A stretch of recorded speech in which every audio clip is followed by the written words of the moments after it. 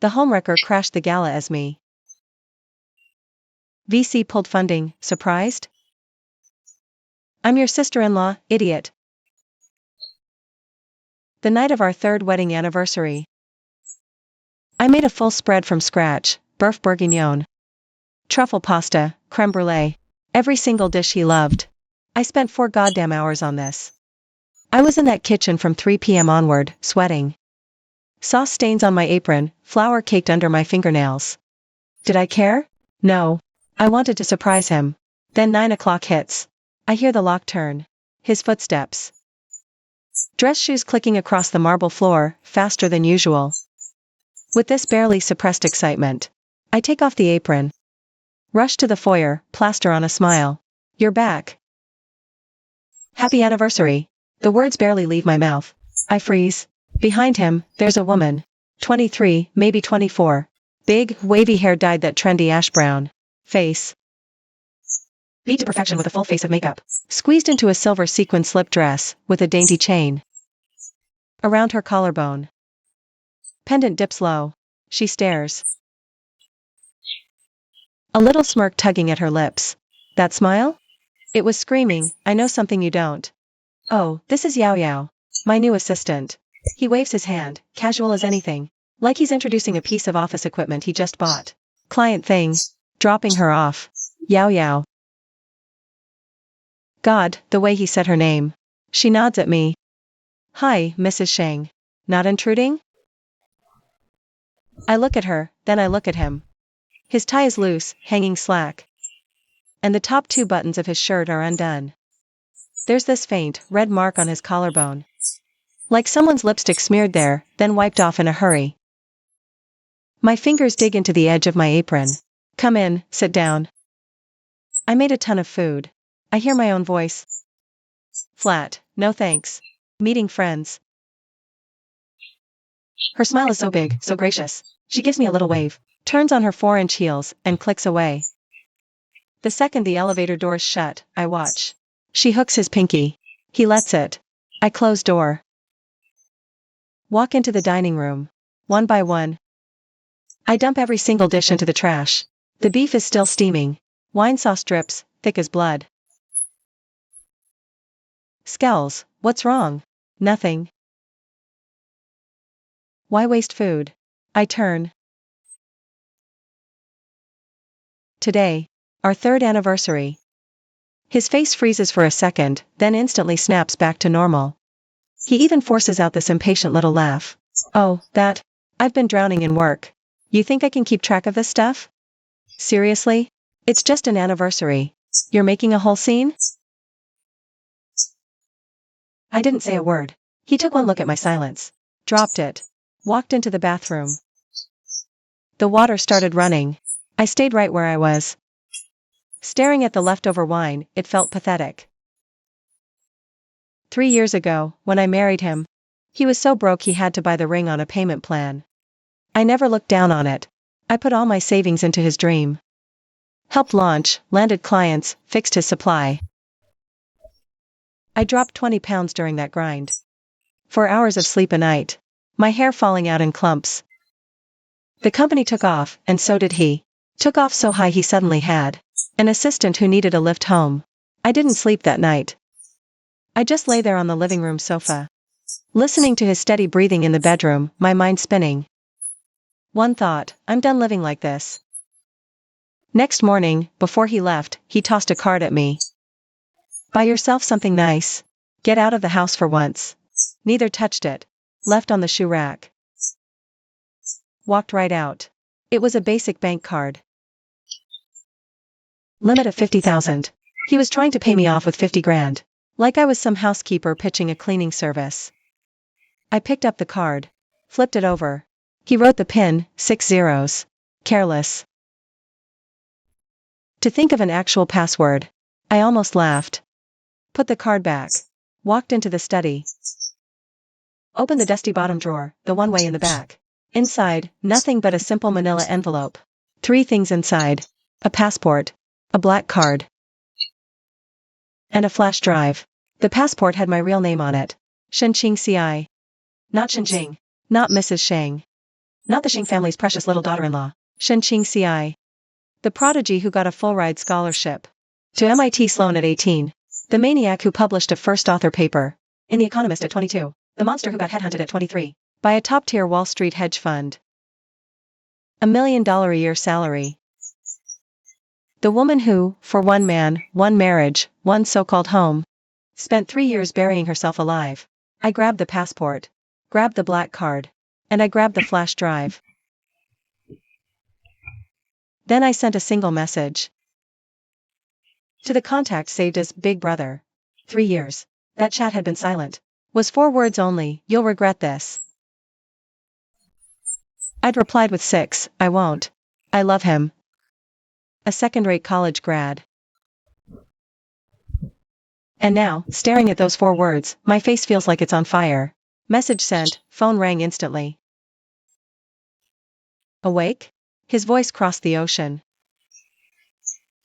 Infuriatingly calm, like he knew it all along. "Yeah, I'm awake. What's my task?"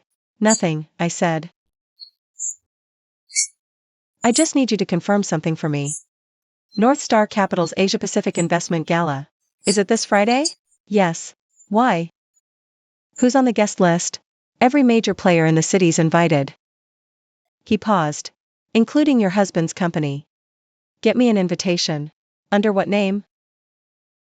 "Shen Qingci." Silence on the other end for 2 seconds, then he laughed. "Back to your real name?" No answer. I said, "Also, look into someone for me. Name's Guyao. She's at his company, new hire. I want everything on her." "How soon?" "ASAP." "Done." I hung up. I sat in my study, my finger slowly tracing the photo on my passport. The girl in the picture was 23, eyes sharp as knives. Lips curled into a defiant smirk, with an arrogance that feared absolutely nothing. The woman in the mirror now is 26, eyes dull and lifeless. Lips downturned, deep smile lines. 3 years. Just 3 years to grind a vibrant person down into this. I stared at that photo for a long time, then I stood up. In closet, clothes shoved back. On those racks, linen, neutrals, oversized, shapeless things. All bought to fit his low-key, unpretentious persona. I didn't take a single piece. I pulled down the dust-covered suitcase from the top shelf. Doug suit from hidden spot. Black trousers. A white silk blouse. And a sharply cut charcoal gray trench coat. These are the clothes I arrived in. And these are the clothes I'll leave in. My brother's efficiency is, as always, terrifyingly high. That same afternoon, Guyao's entire file landed in my inbox. It took me 20 minutes to read it through. Then I leaned back, slowly processing the information. Guyao. 24 years old, marketing degree from some second-rate college. Spent 6 months at a small, dead-end PR firm after graduation. Then jumped ship to Lu Feng's company. Her title, assistant to the marketing director. Start date? 6 months ago. Which means she walked right through the doors. Right around the time I was hospitalized with acute appendicitis. The exact time he spent one single night at the hospital with me. Before his late nights surged. Scrolled on. Paydate came monthly, but her posts. My brother somehow even got this. What she flaunted included, but wasn't limited to, a Chanel bag worth 28 grand. A pair of 6,000 yuan Jimmy Choo heels. A Cartier bracelet. And, just last week, a brand new red Mini Cooper. All that stuff added together is about 6 times her annual salary. Where'd the money come from? Scrolled further, found photos. Her and Lu Feng together. Candid shots. Background was some 5-star hotel restaurant. In the pictures, she's leaning on his shoulder. And the way he's looking down at her? Tender. Like he's gazing at a prized collectible. That look, it's one he hasn't given me in a long time. I slammed my phone down. Honestly? I thought I'd cry. But I didn't. My eyes were dry as a desert. Maybe all my tears dried up during those nights alone in an empty bed. Friday came fast enough. The banquet was at a fancy riverfront hotel. North Star Capital had booked the entire ballroom. Guest list elite, more guards than guests. Everyone in black tie, faces severe, like they were at a state dinner. I didn't take the main entrance. My brother had someone bring me up. VIP passage from underground to floor 2. Private lounge. I pushed open the door. Someone was already inside, waiting. My brother. Thinner than I remembered. A few more grays at the temples. But his eyes, still razor sharp. He walked over and gave me a slow, head-to-toe look. You've lost weight. Just 2 words. But I could hear it, the fire he was holding back. I'm fine. I forced a smile. Just been dieting lately. Dieting for what? You were 98 pounds and still thought you were skinny. I didn't answer. He didn't push it. He handed me a tablet. Look, what's happening downstairs? On the screen was a live security feed of the ballroom. I took it, zoomed in, and started scanning the crowd. Found him fast enough. Lu Feng, in a navy suit. Hair slicked back with surgical precision, holding a champagne flute. And holding court with a group. The man looked disgustingly good. Wearing that smug, I've already won confidence on his face. Like he owned the entire goddamn venue. And right there, glued to his side, was Guyao. She wore a red mermaid gown, low-cut, backless. Slid up to her thigh. She looked like a living flame. Arm looped through his, body practically fused to his. Her smile was brazen, triumphant. Screaming, this man's mine. I gripped the tablet hard. See the guy with the gold-rimmed glasses? My brother's voice came from beside me. I followed his gaze. In the crowd stood a lean man in his 40s. Wearing gold-rimmed glasses, surrounded by a swarm of people. His expression was indifferent. He barely spoke. But everyone around him was desperately sucking up, throwing out topics to win his favor. North Star Capital's Asia-Pacific Investment Director. Last name Zhou. My brother said, tonight, he holds power over every project here. Lu Feng's target is him. Not just the target. My brother let out a cold laugh. Lu Feng has been pulling every string imaginable for half a month. Just to get a message to him. Trying to get on Director Zhou's radar. Rumor has it he's prepared a very impressive business plan. Just waiting to hand it over tonight. Will he pull it off? That depends on you. I turned to my brother. He leaned back on the sofa. Hands folded on his knee, his expression as calm. As if discussing the weather. North Star's parent company. Has been in business with the Xing family for 20 years. Director Zhou's boss, the president of North Star Asia Pacific, is an old friend of Dad's. One word from you. And forget just rejecting Lu Feng. If you wanted him crawling out of this building, it's just a phone call away. I knew that. The Xing family standing in domestic business circles was something Lu Feng's pathetic little company could never touch. I just never used it, never wanted to. Because I believed a marriage was between 2 people. No outside forces allowed. I thought, if I just loved him enough, supported him enough, forgave him enough, he'd see my worth. He'd cherish me. He'd forget it. Enough. No, I said. I don't want anyone fighting my battles. My brother raised an eyebrow. Then what's your move? I want to see with my own eyes. Just how far he'll take this charade. I put down the tablet. Stood up, and walked to the window. From this angle, I could overlook the entire ballroom. I watched Lu Feng lead Guyao. Through the sea of people, clinking glasses with everyone. To every single person, he introduced her, this is my wife. Guyao. His wife. Out in the open. He was already calling her his wife. Meanwhile, me, his actual wife, had never even been invited to his company's annual gala. When did he start? I asked, my voice calmer than I expected. You're asking when he started planning tonight? My brother scrolled through his phone. His tone as casual as if he were reading a grocery list. About 3 months ago, he registered a new company.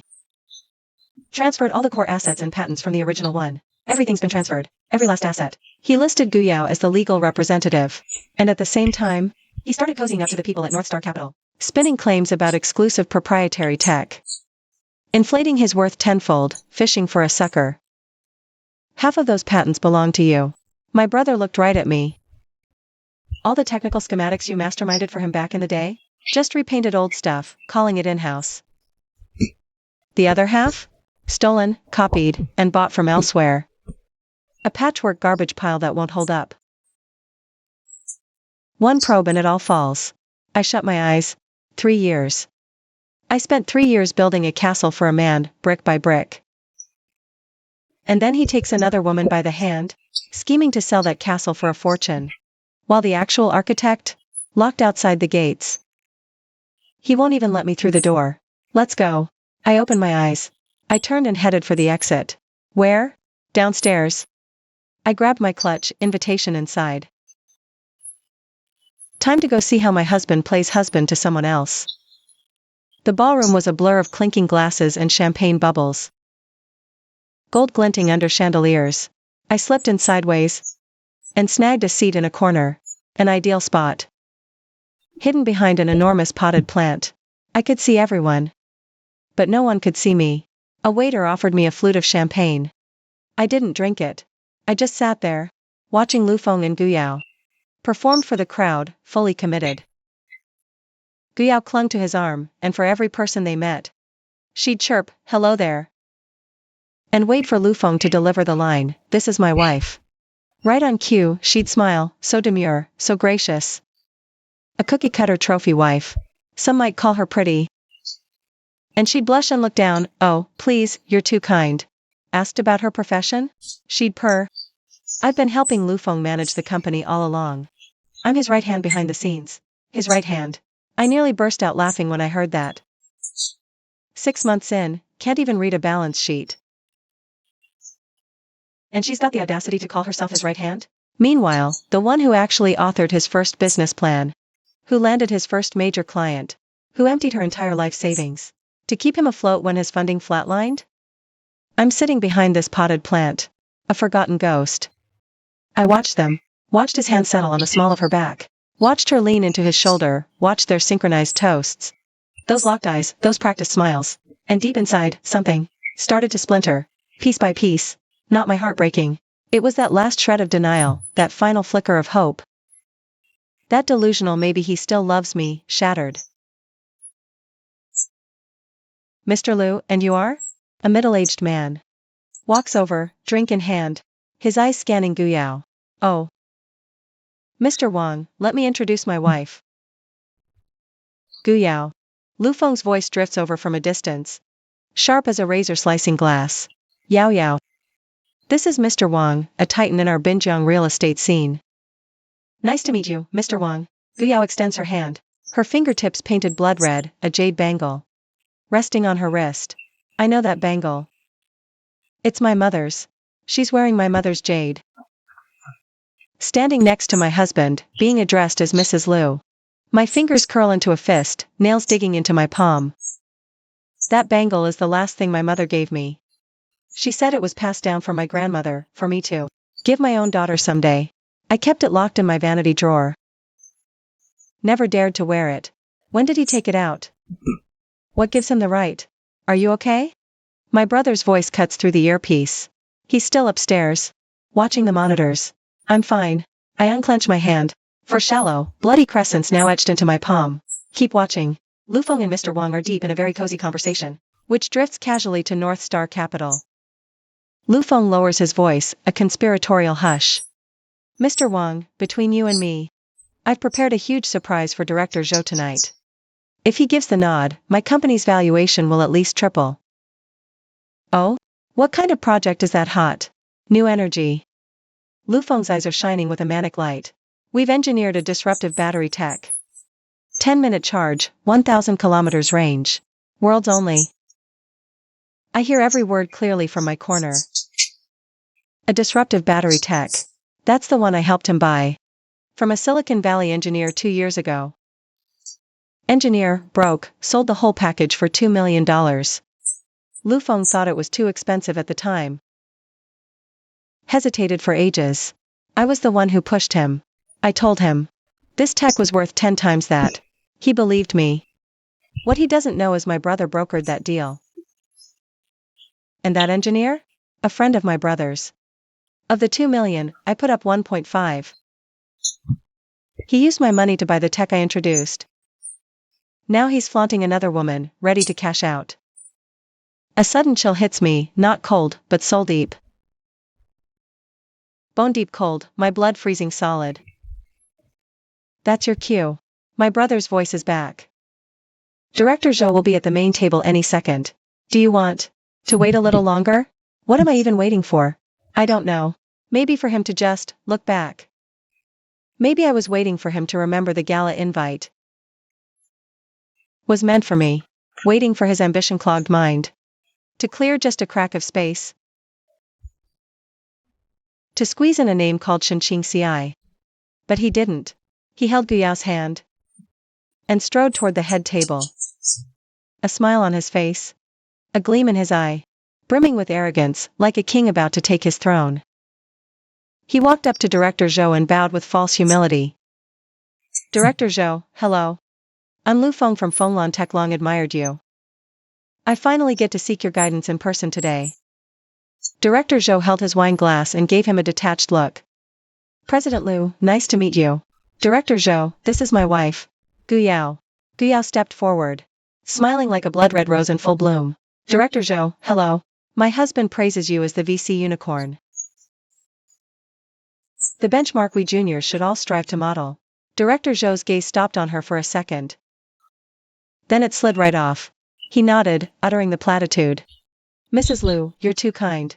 Mrs. Lu. Those 3 syllables hit like hollow points, one after another, piercing my eardrums. Director Zhou, I know your time is precious, so I'll get straight to the point. Lu Feng couldn't wait to whip out his phone and pull up a slide deck. Our company recently developed a new energy battery technology. It's a world-class breakthrough, guaranteed. These are the detailed specs and test reports. One look will tell you everything. President Lu. Director Zhou raised a hand, cutting him off. This kind of event is really not the place to talk business. Tell you what, have your assistant send the materials to my email later. I'll review them when I get a chance. A polite dismissal. But Lu Feng didn't hear it. Or rather, he heard it, but he couldn't accept it. Director Zhou. Just 5 minutes. Give me 5 minutes, that's all.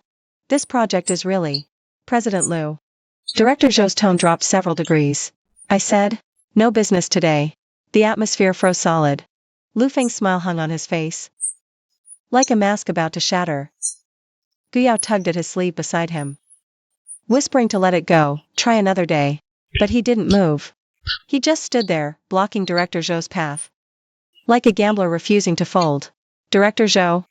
Not trying to pressure you, but this break is huge. Everything to me. You have no idea. A small operation like ours. North Star's investment, a once-in-a-lifetime shot. Just this one chance. His voice trembled, steadying. Not fear, but desperation, a drowning man's madness. As he clutches desperately at the last straw. I watched from the corner. A nameless emotion surged in my chest. Not heartache. Not pity. It was a deep, hollow ache. Mourning the man I once loved. When did he become this? Reduced to a man who, chasing money, he'd abandon wife and child. And beg in public without a shred of dignity. The Lu Feng I knew wasn't like this. The Lu Feng I knew would cook instant noodles for me late at night, would shelter me with his jacket in the rain. When I said, I'm tired of working, he'd tell me, it's okay. I'll take care of you. Where is that man? Did money devour him? Or did ambition swallow him whole? Mr. Lu. Director Zhou's voice turned to absolute ice.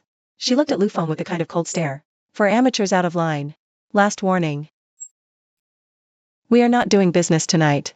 If you don't understand, leave now. The room fell silent. All eyes were on the scene, some frowning with disapproval. Some smirked, others looked away. Guyao's face flushed a deep, burning red. She tugged urgently at Lu Feng's sleeve, her voice practically a desperate plea. Let's go. Please, let's just go. I'm begging you. Finally, Lu Feng moved. He stepped back, forcing a smile onto his face, a grimace more painful than tears. My apologies, Director Zhou. That was presumptuous of me. I'll pay you a proper visit another day. He turned, pulling Guyao toward the exit. After a few steps, he stopped dead. He glanced back over his shoulder. Not at Director Zhou, but at the entire ballroom.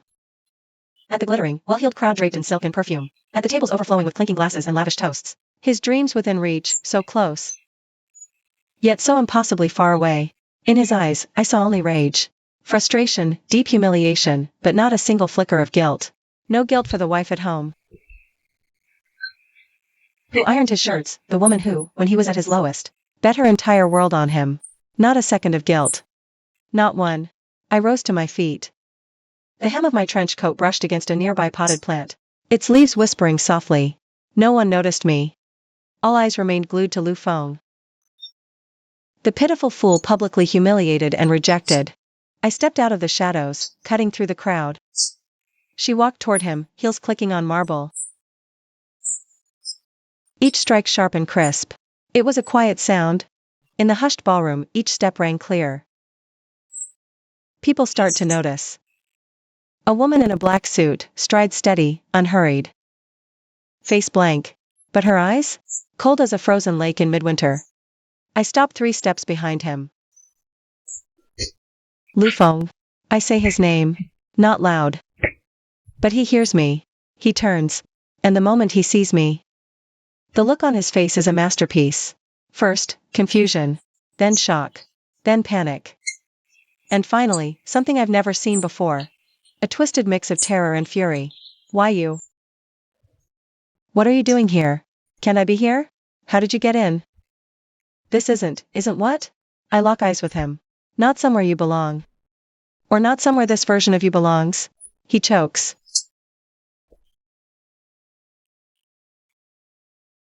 Instinctively, she lets go of Lu Feng's arm. And steps back. I glance at the bracelet.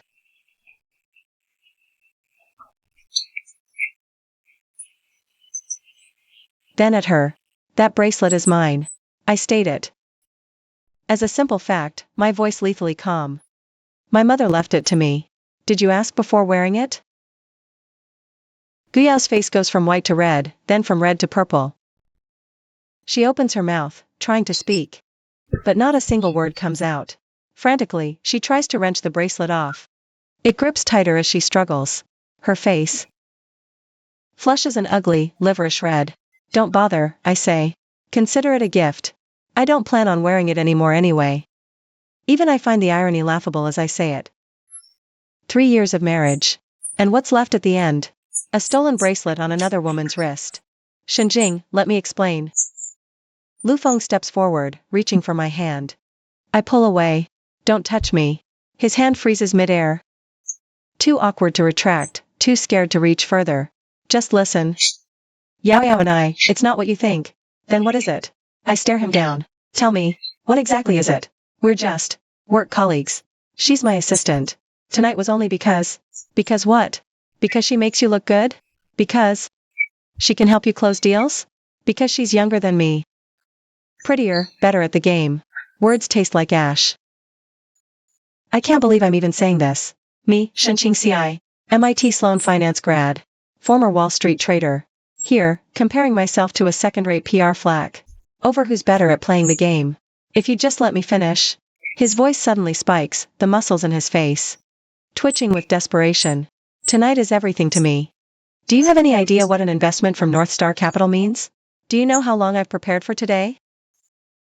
Can you just not, right now, right now? I cut him off. Right when you flaunt your homewrecker like a prize? Or when you're proving it in front of everyone?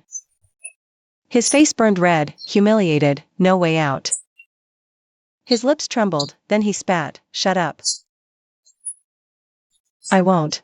I took a step forward, locking my eyes directly onto his. Those eyes? God, I used to be so mesmerized by them. I thought they held the universe. Now I see the truth. There's nothing in there. Just 2 lowercase letters, GREED. Lu Feng, let me ask you something. What? Your company's very first investment, who wrote that check? He froze. That 5 million seed money. Who gave it? He looked away. And your 2 core patents.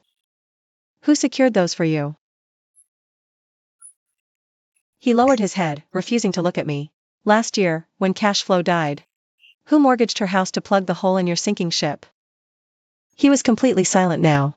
It was me. I pointed at myself. Shenjing. Your wife. The woman you legally, formally married. A license, a banquet, a marriage registration.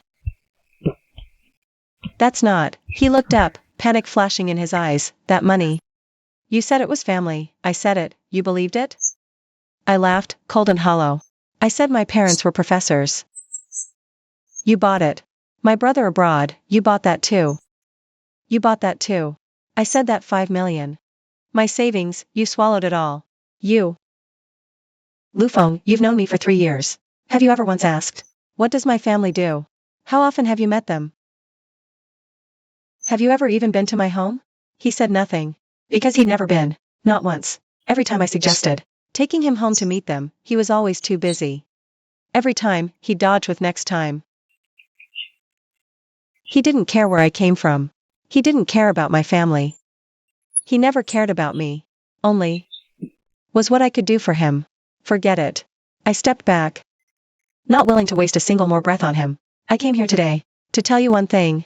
What? I want a divorce. Saying those words, I thought I'd feel sad. Or reluctant, or heartbroken. But there was nothing. It was like pulling out a rotten tooth. The moment it's gone. A flash of emptiness, then pure relief. Divorce? His eyes went wide, bulging in disbelief. And his voice turned shrill and piercing. Are you insane? Bringing this up here, of all places? What about this place? I saw everyone eavesdropping. Didn't you just introduce me as your wife? A wife discussing divorce is normal, right? You. The divorce papers. My lawyer will send them. You walk away with nothing. The company is mine. The house is mine. And all those assets you've been trying to secretly transfer out? I will hunt down every last penny.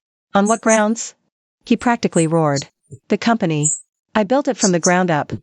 What right do you have? That 5 million. It was mine. Because I bought every single one of those patents. Because from day one, every cent in your company belonged to me.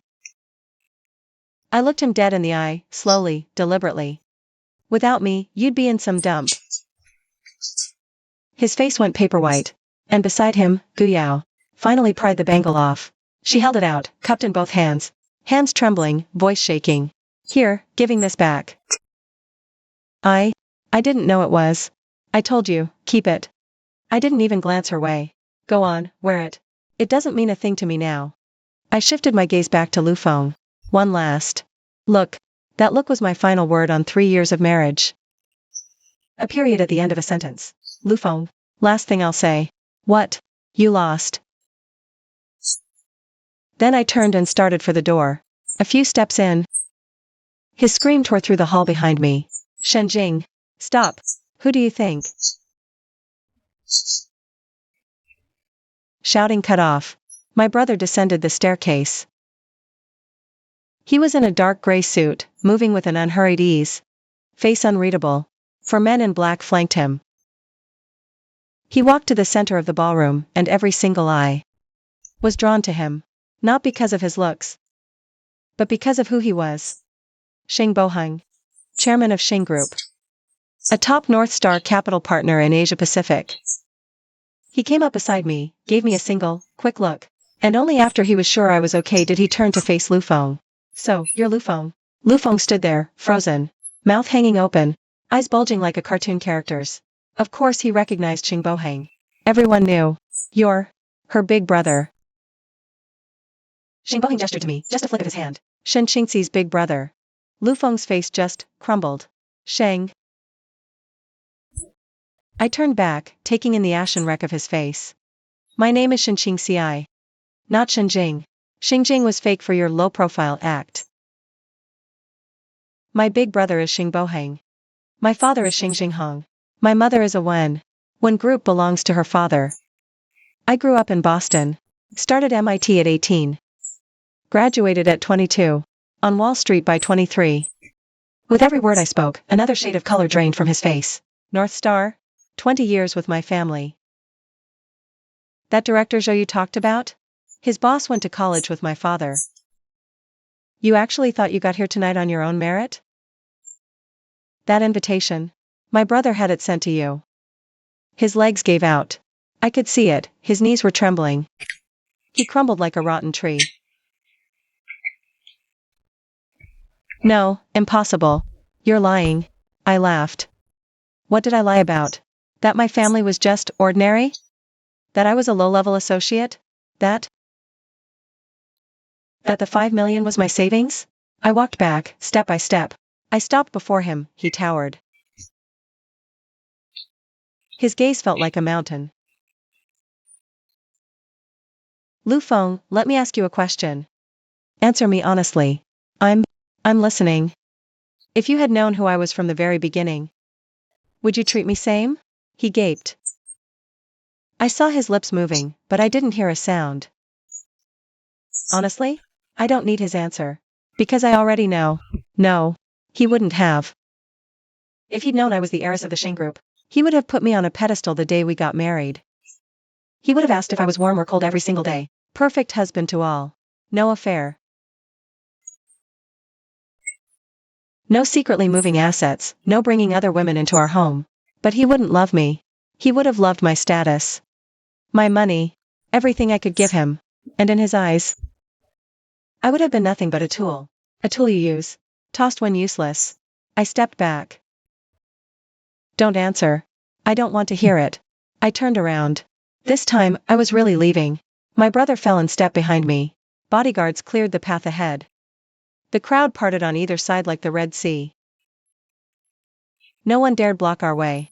As I reached the door, I heard a heavy thud behind me. It was the sound of Lu Feng's knees hitting the floor. Qingxi, just hear me out. I was wrong. Please, just give me one more chance, please. His voice was gut-wrenching, like a slaughtered animal squealing. I didn't look back. I'm not asking for your forgiveness. I'm begging you to let me go. My company cannot collapse. If it falls, I'm left with nothing. I'm begging you. Guyao cried beside him, pulling at him, sobbing. Get up, just get up. Stop kneeling. He shoved her hand away, still bowing frantically in my direction. Qingxi, I'm begging you. For the sake of us, husband and wife. I stopped walking. Not out of pity. I just wanted to take one last look at this man. To his lowest. He'd fallen. Forehead pressed against the cold marble, completely prostrate. Like a squashed bug. Suit wrinkled beyond recognition. Hair a mess, tears and snot plastered all over his face. The man who once carried himself with such arrogant pride. The man I thought I could entrust my entire life to. That man? The man who made me give up everything, and bury my true self. Turns out he was this pathetic. Lu Feng, I said. His head snapped up, a flicker of desperate hope in his eyes. You just said, on account of what? He froze. On account of you playing me for a fool. On account of you using my money to buy handbags for your homewrecker. Because you paraded another woman, letting her pretend to be me. The hope died. His eyes went empty again. Like two dried up wells. You have 3 days, I told him. Hand the company back to me. Return every asset you've siphoned off. Then sign the divorce papers. Or else. I didn't finish. Because I didn't need to. He knew better than anyone. Exactly what was waiting for him after the or else. When I walked out of the hotel, the night wind hit me in the face. Carrying the damp scent of the river. My brother pulled the car up. Lowered the window. Get in. I didn't move. I stood on the steps. Looking up at the sky. No stars in the city's night. Just the blinking lights of airplanes cutting across the dark. That plane could be headed to Boston. Or maybe New York. Or any other city. Where I could use the name Qingxi again. What are you thinking? My brother called from the car. Going home. Which home? I thought for a moment. The one in Boston. He smiled. Get in. I'll drive you to the airport. As I opened the car door, I took one last look back at the hotel. All lit up. Dripping in gold. Inside, people were still clinking glasses. Still gossiping, still chasing pathetic get-rich dreams. And my dream? It was over. 3 days later, Lu Feng signed the divorce agreement. He had no other choice. My brother's legal team needed just 1 day to trace every single asset he'd moved. Exhaustively. Where the money went, what it bought, who it was transferred to. They even pulled up The security deposit transfer for the apartment he rented for Gu Yao. All of it was printed out and bound into a thick file. And slammed it on the table. His face went pale. Why you? This is illegal. Looking into my bank accounts. Illegal? The lawyer pushed up his glasses. Mr. Liu. Embezzling marital assets is illegal. Over half this money was Ms. Sheng's personal property. You misappropriated it without authorization, which constitutes fraud. We just gathered evidence. We took nothing. But you might want to have a long talk with your own attorney about how to explain these finances. He collapsed into his chair. Couldn't say a single word. Gu Yao bolted even faster than he did. The day divorce papers were signed, she vanished from the company. Changed her phone number, deleted her WeChat. She terminated the lease on that apartment early. Before she left, she mailed back that jade bracelet. Inside the box, there was a note. It read, Sis. I'm sorry. I was played by him, too. I glanced at that note, then ripped it up. Played? She knew the moment she stepped into that office on day one.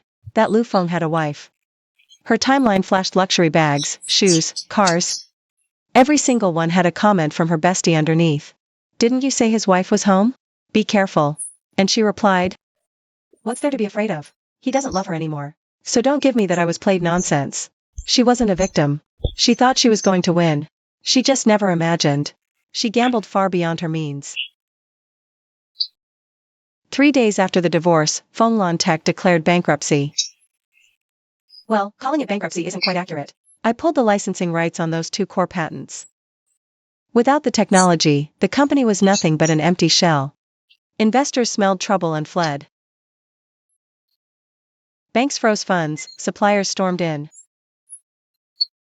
And the employees filed a collective labor arbitration. In that feeding frenzy, Lu Feng went from Mr. Liu to a deadbeat debtor. His phone blew up. Nothing but collection calls. His house got seized. His cars were towed, and even his favorite bespoke suit was stripped off him by a loan shark. He called me once. I didn't answer. He sent a long text, the gist of it being, he knew he'd wronged me, lied, betrayed. Shouldn't have brought Gu Yao into our home. He said he regretted it. Said he wanted to see me one last time, that he had something to return to me. I read it and sent back 2 words, toss it. Then I blocked him. Not because I'm heartless. Because he's worthless. 3 months later, I'm standing in my apartment in Boston. Outside the window is the Charles River, its waters gleaming gold under the sun. In the distance, MIT's domed main building. I used to walk past it every day back in school. Nothing's changed. And yet it feels like everything has. What are you thinking about? My brother walks out of the kitchen with 2 coffees and hands me one. How was I so blind? We all are. He sits down. That London deal. My partner fleeced me of 300 million. Remember? Different. You lost money. I lost my heart. Heart is money too. He sipped coffee. Without it, wealth means nothing. I didn't respond. He was right. During the divorce, I could have chosen to send Lu Feng to prison. I had proof for 3 to 5 years, but stayed silent. Not out of pity, I just couldn't be bothered. A man who even lies to himself is already pathetic enough. So what's your next move? My brother asked. Work. Doing what? Investing. I walked to the window with my coffee. I built a lot of connections during my Wall Street years. Combined with the family's resources, launching my own fund shouldn't be too difficult. I've already got the name, Qingxi Capital. He smiled. All right, then let me kick in 100 million. Seed fund? No need for that much. You're my sister. He stood up and patted my shoulder. Remember this, the door to this family is always open. Tired? Come home. I won't. I'll build my own. I nodded, feeling the sting of tears in my eyes. But I didn't cry. I've cried enough. The next 6 months, I poured every ounce of my energy into the work. Qingxi Capital's first fund raised 500 million. The focus was mainly on new energy and AI. These 2 sectors? I know them inside out. All those technologies I helped Lu Feng develop back in the day. Half of them were in these exact fields. Not to brag, But if I could build him up from zero to the top, I can definitely pull myself out of the gutter. The first project was an investment in a solid-state battery startup. The founder, a PhD from Tsinghua, brilliant tech, but clueless about fundraising. He pitched over a dozen investors and got rejected every single time. I read through his business plan. Took 10 minutes to invest. Scared of loss? My assistant asked. Not a chance, I said. Tech 10x stronger than Lu Feng's. Sure enough. 6 months later, the company's valuation had multiplied eightfold. GCI Capital's reputation was made, a single devastating strike. After that, projects lined up at my doorstep. I got busier and busier. So busy I barely had time to dwell on all that messy, chaotic crap. Night flashes of the past haunted me. It wasn't pain. It was just a kind of bitter wonder. Wondering how I could have been so unbelievably stupid back then. For a man who was never worth it. I wasted the best 3 years of my life. But I don't regret it. Without those 3 years. Never knew my strength. A year later. Binjiang Intermediate People's Court. Lu Feng stood in the defendant's box, wearing an orange jumpsuit, his head shaved bare. Emaciated, hollow-eyed, unrecognizable. Cracked lips, like dried timber. The judge delivered the sentence, Defendant Lu Feng. Fraud, embezzlement, concurrent sentences. Is sentenced to 5 years and 6 months in prison. The charges? They didn't come from me. It was his own doing, trying to plug the holes in the company. He scammed 2 more investors. Investors called cops, fraud unit stepped in. And they nailed him, case closed. After the trial ended, in the hallway, I saw him. The bailiffs were escorting him out. He stopped right as he passed me. Qingxi. I turned to look at him. You, well played. He nodded, smirking slightly. Or a grimace. Good. And then, they took him away. I stood there, watching his back. He vanished behind the iron door, sunlight flooding in, casting a grid of light and shadows on the floor. He walked through those patches of light, step by step, into the dark. I didn't pity him, nor did I feel any triumph. I just felt like it was finally over. The moment I walked out of the courthouse. My phone rang. It was my assistant. Ms. Shang. News from North America. That solid-state battery project of ours? Samsung wants an exclusive. When are you free? I opened the car door and got in. Right now works. The car pulled out, merging into traffic. Outside the window, the city glittered under the sun. Every skyscraper looked like a gold mine, just waiting to be summit. I set my phone on my lap. Watching streets blur, recalling 3 years past. When I was hauling my suitcase into that shabby, run-down apartment of Lu Feng's. Back then, I really thought he was the one. Thinking back now, it's just laughable. But no matter. You only know you can rise after you've hit rock bottom. And the thing is, I've risen higher, steadier, and further than ever. My name is Qingxi. I'm 27 years old. My life has just begun. That night, back in my office, a new investment proposal was sitting on my desk. The cover was embossed with Qingxi Capital. Annual Key Project Briefing. I flipped it open. A quantum computing project. The founder was an MIT alum, 2 years my junior. A complete tech obsessive. A team of geniuses crafting a next-gen quantum chip. If it worked, it'd be a breakthrough, beyond disruptive. I finished the plan. I signed the last page. Then, I picked up my phone and dialed. Hey, Dad. Qingxi? Why are you calling so late? Isn't it the middle of the night over there? Just got off work. Dad, there's something I want to tell you. What is it? I'm setting up an office in Boston. Strictly deep tech. What do you think? There was a pause on the other end. Then Dad laughed. You've got it. I have. Good. Need any support? Just tell me. I don't need anything. I leaned back in my chair and gazed at the night view. Just so you know, your daughter's back on her feet. Good. That's my girl. I hung up and spun my chair around. This office is huge. The floor-to-ceiling windows overlook the river. Lights like the Milky Way, coffee on the desk. Plume of steam still rising. The computer screen glowing blue. The documents were stacked neatly by my hand. All of this. It's mine. Not someone's wife. Not an accessory. Not the woman behind the man. I earned every bit of it myself. My phone rang again. Unknown number. I hesitated, then answered. Hello, Miss Shang. I'm a reporter from XX Finance. We heard you're putting together a new fund. Would you be available for an interview? When?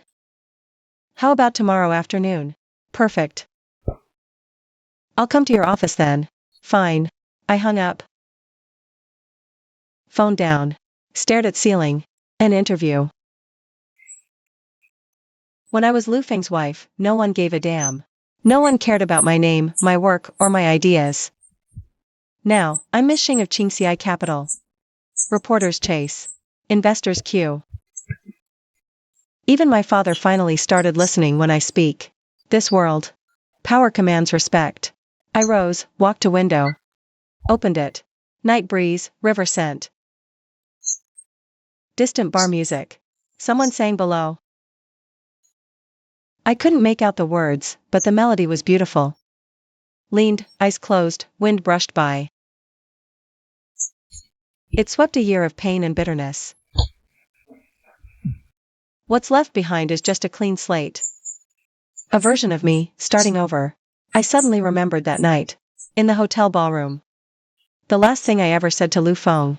You lost. But it wasn't him who lost. It was me who won. I won myself back. 3 months later, the second fund of Qingxi Capital closed. 1.5 billion. Backers included the Shing Group, North Star Capital, a handful of top-tier family offices, and myself. The settlement money I got from the divorce? I invested everything. Brother called me mad. I disagreed. I just finally figured something out. Money hoards not. People wait not. You surpass them. The new fund's first investment. Fusion team. Astronomical risk. 9 out of 10 investors would have walked away. But I looked at their technical proposal. It took me 3 days to make the call. You're sure? My assistant asked carefully. If this project fails, we could lose half the principal. I'm sure. Why? Because if it succeeds, it's the next world-changing breakthrough. My assistant didn't push further. She knows my nature. Once I make a decision, nothing on earth can pull me back. And as it turned out, my gut was right. A year later, during an experiment, that team achieved plasma temperatures exceeding 100 million degrees. Lasted 100 plus seconds. World shocked. The name Qingxi Capital dominated every major headline. Forbes named me the most influential investor of the year. At the awards ceremony, I wore a black sheath dress. On stage, host asked, President Sheng, what's the secret to your success? I leaned into the microphone, paused for a moment, and said, fall down. Get back up. Rise from where you fell. Applause roared. I don't know if they truly understood, but it didn't matter. Some truths are only grasped by those who have hit rock bottom. After the ceremony, backstage, I ran into someone. Director Zhou. The Director Zhou from North Star Capital. The same man who, at that gala years ago, had turned Lu Feng away. President Sheng, congratulations. He extended his hand. Thank you, Director Zhou. I shook it. To be honest, when your brother told me you were making a comeback, I worried, 3 years away from this. Feared losing your touch. He chuckled. Proven wrong. Not wrong, I said, letting go. Just overly polite. He looked at me and suddenly asked. President Sheng, there's something I've always wanted to know. If your brother hadn't stepped in at that gala, what would you do? Handle it myself. How? Exposed him on the spot. Laid out every shred of evidence. And in front of all those people, told him that everything he had. Because I gave it to him. Zhou laughed. You're more ruthless. Not ruthless. I said, meeting his eyes. It's finally learning a hard lesson. Kindness only for the worthy. Else, doormat. He didn't say anything more, just nodded. Then left. Backstage, I watched him go. Vanished down the corridor. My phone buzzed. A message from my brother. Congratulations, President Sheng. I texted a smiley. Left, got in car. Home. Which? Binjiang. Car drove into night. City lights blurred. I leaned back into the seat and closed my eyes. An image suddenly surfaced in my mind. That night from 3 years ago. I was sitting in Lu Feng's rented apartment, helping edit his first pitch till 3 a.m. He had fallen asleep on the desk. I draped a jacket over him. When he woke up and saw me, he said, "Qingxi, in this lifetime, I swear I'll give you a good life." Back then, his eyes shone like stars, then died. Not extinguished by anyone else. He snuffed them out himself. "President Sheng, we're here." The driver's voice brought me back. Car parked at my gate. I stepped out of the car, walked into the elevator, and hit my floor. When the elevator doors opened, the hallway was dead silent. Motion sensors lit as I stepped in. One after another, lighting my path to the front door. I unlocked and entered, dark, skipping lights. I stood in the foyer and slipped off my heels. Barefoot on cold floor, moonlight silvered. The boards, living room dead quiet. So silent I could hear my own breathing. I walked to the window and looked out at the city. Riverside was stunning at night. A million lights glowing, and behind each one, a story. Some are comedies, some are tragedies. But my story? Starting tonight, it's an epic drama. And I'm the lead. I write the script. I call the shots. I stood by that window for a long time. Until the moonlight crept from one side of the pane to the other. Until the distant clock tower struck midnight. As the sleepless city dimmed, I turned. Walked to the bedroom, opened the wardrobe, my clothes inside. Not the loose, muted, cotton linen rags. But sharply tailored suits, luxe blouses with impeccable draping. And sleek, fluid dresses. Every single piece was my style. Every single one was custom made for me. Every single one screamed, "This is Shenqing Ci." I pulled out a deep navy velvet blazer and hung it up. Ready for tomorrow. Then I lay down, pulled the covers over me, and closed my eyes. There was only one thought left in my head. Tomorrow is another day.